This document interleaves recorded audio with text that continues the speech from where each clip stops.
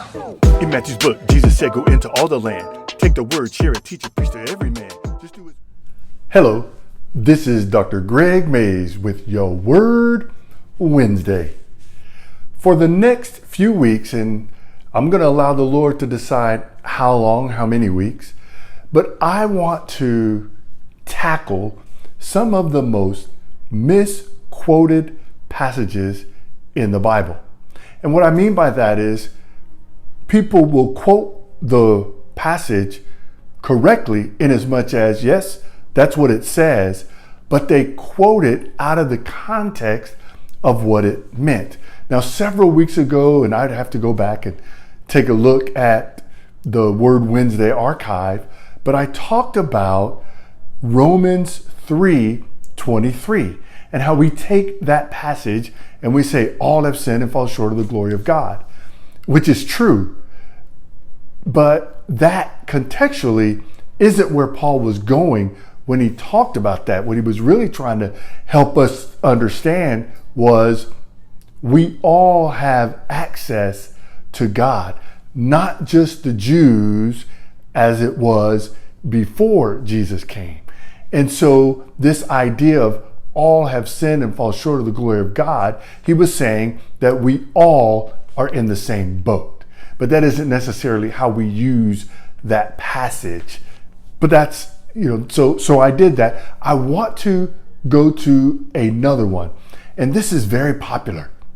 Philippians 4:13. And in the NIV, it says, I can do all this through him who gives me strength. Probably the more quoted one is found in the New King James Version, which says, I can do all things through Christ who strengthens me. Now we begin to think, and I've seen people use this passage to, spur them on to stuff, so to speak, right? Well, I have this difficult test in front of me. I can do all things through Christ. I have this challenge in front of me. I can do all things through Christ. And you're not wrong, but this isn't where Paul was talking about. What Paul was talking about, if we push back up into verse 10 of that same chapter, he says, I rejoiced greatly in the Lord that at last you renewed your concern for me. Indeed, you were concerned, but you had no opportunity to show it. Paul is in prison when he wrote this book, this letter to the people of Philippi. And they were concerned about him. They wanted to give him things, money or food, clothing, whatever he needed. They wanted to fulfill his needs, but they were unable to. And so Paul is saying, I rejoice when at last you renewed your concern. You were able to help me. You were able to come alongside, right? He says, I'm not saying this because I am in need. Watch this. He says, for I have learned to be content whatever the circumstances.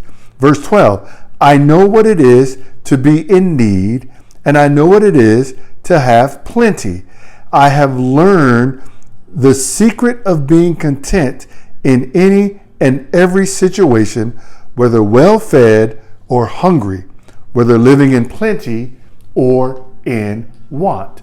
What Paul is talking about is, as I have walked with Christ, Christ has taught me how to be content, be able to do whatever he's called me to do. And it doesn't matter my circumstance. If I'm hungry and I have need of food, I can still do what God called me to do. If I have plenty and I'm well fed, I can still do what God has called me to do.